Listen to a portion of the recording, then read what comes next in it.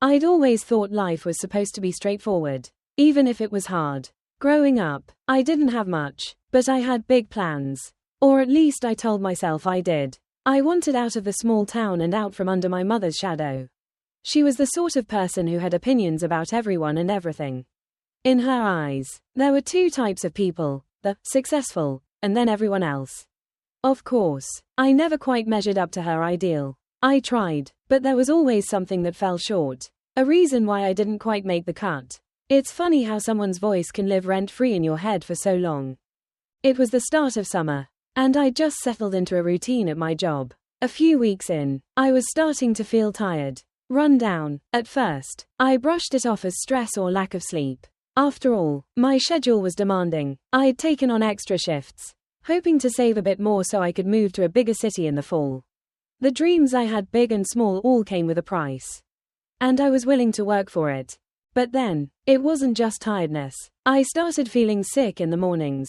And something in me shifted. I knew, deep down, but I was afraid to name it. Days passed, and the feeling grew, pressing in on me. I found myself avoiding mirrors, avoiding questions, even from myself. Finally, after a long week, I bought a test. I felt embarrassed just carrying it to the checkout. Like I was breaking some rule.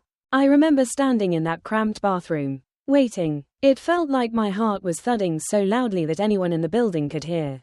The positive line appeared, faint at first, then bold and undeniable. I stared, barely able to breathe, feeling my world tilt on its axis. There was no one there to hug or cry to, just me and my reflection. And yet, there was something beautiful in that moment. A quiet shock laced with joy. Like I'd been given a gift I didn't know I'd wanted. In a matter of seconds, my life had changed. I went through every emotion in the book: fear, excitement, worry, hope. In the silence of that tiny bathroom, I promised myself I would be the kind of mother who could give this child everything. I'd break free of the patterns I grew up with. I'd give them love, security, and a chance to grow without the heavy weight of constant criticism. But I couldn't avoid my mother forever, especially with something as big as this. I knew I'd have to tell her. In my heart, I hoped maybe she would see this as a new beginning, a way to mend our relationship, to finally be on the same team. I imagined her as a supportive grandmother, offering advice without judgment, maybe even seeing me in a different light. Despite our history, I held on to a tiny glimmer of optimism. The day I told her, the air felt thick, and my heart pounded with every step toward her front door. She welcomed me in with a forced smile, like always, and I knew she could already sense something was different. I wasted no time, figuring it was best to just come out with it, like ripping off a bandage. Her reaction was a mixture of shock, disbelief, and something else I couldn't place. She looked at me with eyes that seemed to hold both pity and judgment. But then, after a long pause, she did something unexpected. She smiled. Not a big, warm smile, but a small one that made her eyes narrow just a little too sharply. "I'll help you," she said, a bit too quickly. "I know you're overwhelmed. It's a lot to take on. And I'll make sure you're not alone in this." The words sounded nice, almost supportive, but the way she said it felt off. There was an air of control, of something planned. I was too tired and too overwhelmed to dwell on it. So I nodded and thanked her, letting myself believe she was truly excited to be a part of this new chapter. Over the following weeks, she started involving herself in every detail. It began with small things, like which prenatal vitamins I should take or where I should go for my appointments. It was only natural. I told myself, she was a mother, and she wanted to help.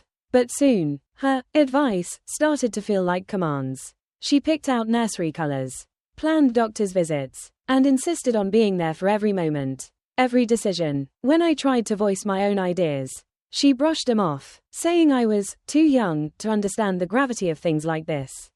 I started to feel like a bystander, like I was watching someone else live my life, make my choices. Every time I tried to reclaim a bit of control, she would say something to undermine me, a small, biting remark about my inexperience or my past mistakes. I felt that familiar sting of inadequacy creeping back in. But this time, I wasn't just disappointing her. I was failing my child, too. The further along I got in my pregnancy, the more my mother inserted herself, weaving her way into every aspect of my life. She offered me a place to stay, just until the baby arrives. I hesitated, but she insisted it would be easier for me. You'll have someone to help you if you need it, she said, her voice dripping with false kindness. Deep down, I felt uneasy about the arrangement. I had promised myself I'd create a new kind of life for this baby, away from the grasp of her controlling nature. But the weight of carrying a child, of planning a future, was beginning to exhaust me. The idea of support was appealing, even if I knew it came with strings attached. The thought of being alone, navigating this monumental change without any help, was terrifying. I convinced myself that I could keep my independence even while under her roof. But that, as I would come to realize, was my first miscalculation. Once I was back in her house, it didn't take long for her to resume her role as the authority in my life.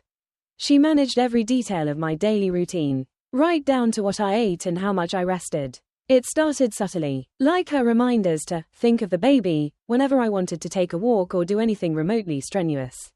But soon, those suggestions became restrictions, and I found myself trapped in a routine that didn't feel like my own.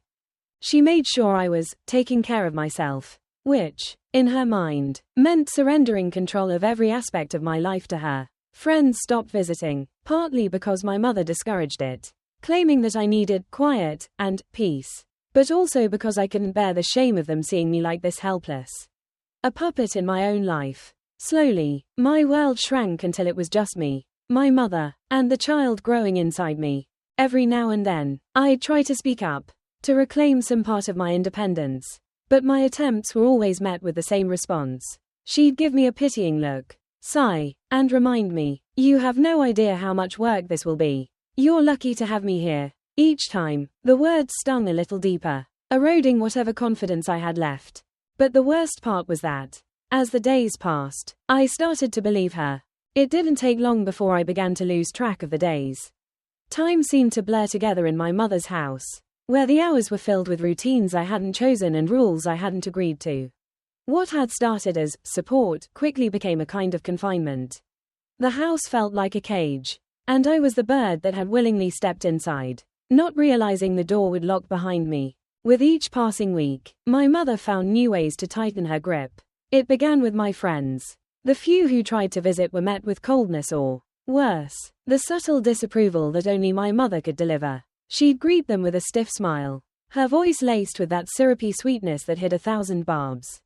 It wasn't long before even my closest friends stopped coming around. "They don't understand what you need right now," my mother would say, her tone almost soothing, as if she were doing me a favor by driving him away.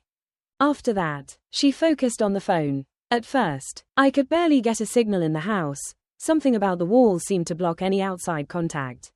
When I mentioned it, she nodded thoughtfully, then suggested I shouldn't waste time on calls anyway. "You're too easily influenced," she told me. "You need to focus on staying calm and healthy for the baby's sake." I didn't argue. By then, my energy was sapped, and each small disagreement felt like a mountain to climb. It was during one of those long, silent days that I began to feel the walls closing in on me, as if the house itself were conspiring to keep me trapped. My mother would hover over me, watching with that unsettling gaze of hers, ready to critique any action, any sign of independence. I found myself shrinking, becoming smaller and smaller, until I barely recognized the person staring back at me in the mirror. Yet despite the emptiness, there was still a spark of hope. I found myself dreaming of the day I'd finally hold my child, imagining the way their tiny fingers would curl around mine. In those moments, I felt a kind of strength, a reason to keep going. I held onto that vision like a lifeline, repeating to myself that this was all temporary, that I'd be free once my child arrived. Little did I know, my mother had other plans entirely. When the time finally came, it felt surreal. I'd spent months envisioning this moment. The day when I'd finally meet the baby I'd been carrying. The one I'd already fallen in love with. I thought, foolishly perhaps, that my mother's control would end there, that once my child was born, I would somehow regain my sense of self. I couldn't have been more wrong. The contractions started early in the morning, slow and steady, like the distant rumble of a storm. My mother was by my side the whole time, fussing over every detail, managing everything with an efficiency that left me feeling even more out of control. When we arrived at the hospital, she took charge immediately, speaking to the nurses, arranging the paperwork, even choosing the room. I barely had time to catch my breath before I was in the throes of labor, pain radiating through me in waves. But despite the agony, there was an underlying joy of fierce, unbreakable love that surged within me, giving me strength. After what felt like an eternity, I heard my baby's first cry, a sound that pierced through the exhaustion, filling me with a profound sense of awe. I reached out, desperate to hold them, to finally feel their warmth in my arms. But before I could touch them, my mother intervened. "You need to rest," she said, her voice gentle but firm. "Let the nurses take care of the baby for now." I wanted to argue, to insist that this was my moment. But I was too weak, too overwhelmed. I lay back, feeling an emptiness settle over me, as if something precious had been taken away. I told myself it was just exhaustion, that everything would be fine once I'd had some rest. But that moment of separation, as brief as it seemed, was the first in a series of events that would shatter my world. I awoke hours later, groggy and disoriented, reaching instinctively for my baby. The bed beside me was empty. Panic set in as I scanned the room, my heart pounding. I called for a nurse, my voice barely a whisper as I asked where my child was. A young nurse approached, a look of confusion crossing her face. She glanced at my chart, her brows knitting together as she scanned the notes. Finally, she turned to me, her voice gentle but hesitant. "I'm so sorry," she said, her eyes softening. "Your mother, she told us that the baby didn't survive." The words didn't make sense, didn't fit with the memory I held of that tiny cry, of the life I'd felt only hours ago. I tried to protest, to insist that it couldn't be true, but my voice faltered, lost in the overwhelming wave of disbelief and grief. My mother entered the room then, her face a mask of sorrow, and I felt my world shatter into pieces. I could barely comprehend what was happening, my mind too clouded by the haze of grief and confusion. My mother held my hand, her grip firm as she whispered words of comfort, telling me that it was for the best, that my child had been too fragile. In my numb state, I could do nothing but nod, clinging to her words as a lifeline, even as a part of me screamed that something was terribly wrong. Days passed in a fog. I was too exhausted to fight, too broken to question the story my mother had crafted. I withdrew into myself, drowning in a sorrow so deep I thought I might never surface. My dreams of motherhood, of holding my child and building a life together, lay in ruins. And all the while, my mother was there, her presence a constant reminder of the loss I could barely comprehend. As I began to surface from the depths of my grief, little things started to stand out, like cracks in a carefully painted facade. I would catch my mother watching me with a strange expression, a mixture of satisfaction and something else, something I couldn't name. I pushed the thought away, chalking it up to paranoia or the remnants of my grief. But then, one day, I ran into a former nurse from the hospital at the grocery store. She approached me, her eyes wide with sympathy as she asked how I was doing. "I'm managing," I replied awkwardly, trying to avoid the inevitable questions about my loss. But to my surprise, her face fell into an expression of shock. "Oh, honey, I had no idea," she murmured, her gaze fixed on me with something akin to horror. "When I saw your baby, they were perfectly healthy." Her words hit me like a lightning bolt, striking through the fog of my grief and planting a seed of suspicion. My heart raced as I stammered a response, trying to make sense of her words. She quickly apologized, backtracking and saying that she must have been mistaken. But the damage was done. The doubt was there, festering in my mind, growing with each passing day. That night, I confronted my mother. I didn't have a plan, just a desperate need for answers. I asked her directly, my voice trembling as I demanded the truth. She looked at me with a calm I hadn't expected, her eyes cold and calculating. "You're too fragile for the truth," she said simply, her tone as controlled as ever. "I did what was necessary for your sake, and for the baby's." The realization hit me then, a sickening clarity settling over me. She hadn't just taken control of my life, she had stolen my child, weaving a web of lies that I'd been too broken to untangle. The betrayal felt like a physical blow, leaving me gasping, clutching at the pieces of my shattered reality. In the days that followed, I became consumed with finding my child. I started visiting anyone who might have seen anything, piecing together fragments of information that confirmed what I'd feared. My mother had faked my baby's death, orchestrating a plan so twisted I could barely comprehend it. Driven by a need for justice, I resolved to take back what she'd stolen. I would find my child, no matter what it took, no matter the cost. I'd trusted her once, and that trust had been my undoing. But now, I was done being her victim. I would fight. And I would win not just for myself, but for the child who deserved a life free from her control. After days of feeling as though I was drowning in betrayal, I decided I could wait no longer. If there was even the slightest chance that my child was alive, that my mother had somehow stolen my baby for herself, then I needed answers, and I needed them now. Every doubt, every shred of disbelief that this could truly be happening, was eclipsed by a fierce need to reclaim what was rightfully mine. I confronted her one evening, when the house was steeped in silence and shadows. She sat in the living room, her posture as rigid and controlled as always, a cup of tea balanced in her hands. But as I walked in, she looked up, her eyes narrowing slightly, as if she already knew what was coming. My voice shook as I demanded the truth. "Where is my child?" She didn't even flinch. Instead, she let out a small, almost pitying sigh, setting her cup down with a deliberate slowness that sent a chill down my spine. "You're not well enough to understand this right now," she said softly, her voice dripping with condescension. "But one day, you'll see that I did what was necessary. You were never going to be able to handle the responsibility." Her words, calm and rational on the surface, masked a terrifying level of calculation. She looked at me as if I were an unruly child, someone incapable of grasping the complexity of her actions. In her mind, this was not cruelty, it was saving me from myself. Every word she spoke was laced with the same twisted belief that she had done me and my child a favor. I stood there, shaking with a rage I could barely contain. This woman had stripped me of everything I loved, all because she believed herself to be entitled to my life, my choices, my child. But the more I argued, the more she twisted my words, accusing me of being emotional, unstable, and incapable. That night, as I walked out of that room, I realized I could no longer let her hold this power over me. She was a threat not only to me but to my child. And I was ready to do whatever it took to fight her, no matter the cost. With my decision made, I set out to find help, feeling a mixture of hope and terror. I didn't have much, a few documents, some inconsistent hospital records, but I held onto the truth like a shield. This wasn't just a battle for custody, it was a fight for my child's safety, for their chance to grow up free from the shadows my mother had cast over my life.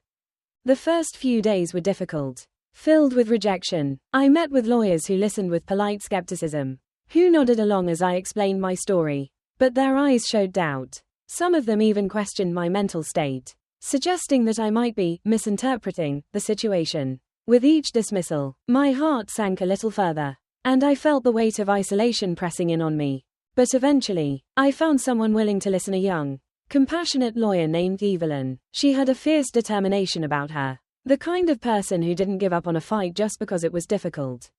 Evelyn believed in my story. She saw through my mother's lies, recognizing the subtle manipulation, the signs of control that I had struggled to articulate. Together, we began to build a case, collecting every piece of evidence we could find. I spoke to hospital staff, old friends who remembered my pregnancy, anyone who could help support the truth. Slowly, a picture began to form, a damning portrait of a woman who had taken her obsession with control to unthinkable extremes. As the case grew stronger, so did I. Each piece of evidence, each supportive witness, felt like a victory, a small step toward reclaiming the life that had been stolen from me. For the first time in what felt like years, I began to feel hope. When the day finally arrived, I walked into the courtroom with Evelyn by my side, my heart racing as I prepared to face my mother in front of a judge. The room was cold and formal, filled with the murmur of lawyers, the shuffle of papers, and the distant, detached glances of strangers who had no idea of the storm raging within me. My mother sat across the room, her demeanor as calm and composed as ever. She looked the part of a responsible, caring grandmother, a woman who had stepped in out of necessity. She played her role with chilling perfection, casting herself as a savior who had only wanted what was best for her grandchild. Her lawyer painted a picture of me as unstable, irresponsible, even delusional. They dug up every mistake I'd ever made, every moment of doubt, and twisted it to fit their narrative. Each accusation stung, a reminder of every insecurity she'd planted in me over the years. But then it was my turn to speak, and I took a deep breath, summoning every ounce of courage I had. I told the judge everything: the years of control, the constant criticism, the isolation, the lies. I laid my soul bare. revealing the scars she'd left on me, showing the court the lengths to which she had gone to strip me of my autonomy. As I spoke, I felt a strange, unexpected strength rise within me. This wasn't just my story, it was my truth. And for the first time, I was standing up for myself, for my child. Evelyn supported me every step of the way, countering my mother's accusations with cold, hard evidence, dismantling the facade she had so carefully crafted. The battle was long and grueling, filled with emotional highs and crushing lows. At times, I felt defeated, as though I couldn't possibly win against someone who had spent a lifetime perfecting the art of manipulation. But I knew that I couldn't give up. Not now, not when I was so close to freeing my child from her grip. After what felt like an eternity, the judge delivered the final verdict. My heart raced, my hands gripping the edge of the bench as I waited, hardly daring to breathe. I was terrified, yet desperate for the truth to finally prevail. The judge ruled in my favor. The words hit me like a wave, a rush of relief so powerful that it left me dizzy. My mother's face remained expressionless, but I saw the slightest flicker of defeat in her eyes, a chink in the armor she'd worn for so long. She was no longer in control. I had won, and she could no longer take anything from me. As I held my child for the first time since that devastating night, I felt a peace I hadn't known in years. I'd fought against my deepest fears, against the voice that had always told me I wasn't enough. And now, here I was, holding my baby, feeling the warmth of their tiny body pressed against mine, a reminder of the love and resilience that had brought me this far. We left that courtroom, Evelyn at my side, and for the first time, I felt like I could breathe. I wasn't just escaping my mother's control, I was building a new life, a life of freedom, trust, and unconditional love, a life where my child could grow up without the weight of the past pressing down on them. In the weeks that followed, I found a place of my own, a small, cozy apartment with a view of the city skyline. It wasn't much, but it was mine, a space where I could finally start anew. I painted the walls with bright, cheerful colors, filled the shelves with books and toys, and created a home filled with love, a home where my child could feel safe, where they could grow up knowing they were cherished. Every day, I felt the wounds of the past slowly healing, replaced by a sense of purpose I'd never known. My mother's voice, once a constant presence in my mind, began to fade, replaced by my own, stronger voice, a voice that reminded me of my worth, my strength, my resilience. The journey had been long and painful, but in the end, I'd reclaimed not just my child, but my life. And as I looked into my child's eyes, I knew that I would spend every day protecting them, loving them, and showing them the kind of unconditional support I'd always longed for. Years have passed since that fateful battle, but I still think of it often. The scars my mother left on me may never fully disappear, but they have become a part of my story, a testament to the strength I found within myself, the resilience that carried me through even the darkest moments. My child is growing, blossoming into a person with a heart full of joy and curiosity. And every day, I am grateful for the chance to be their mother, to give them the love and freedom that I once feared I would never be able to provide. Looking back, I see that the journey was as much about finding myself as it was about saving my child. In breaking free from my mother's control, I discovered a depth of courage and love within me that I never knew existed. I built a life that is mine, a life filled with hope and possibility, a life I can proudly share with my child. And though the road has been hard, I wouldn't change a thing, because in the end, I won. I reclaimed my life, my identity, my family, and for the first time, I feel truly free.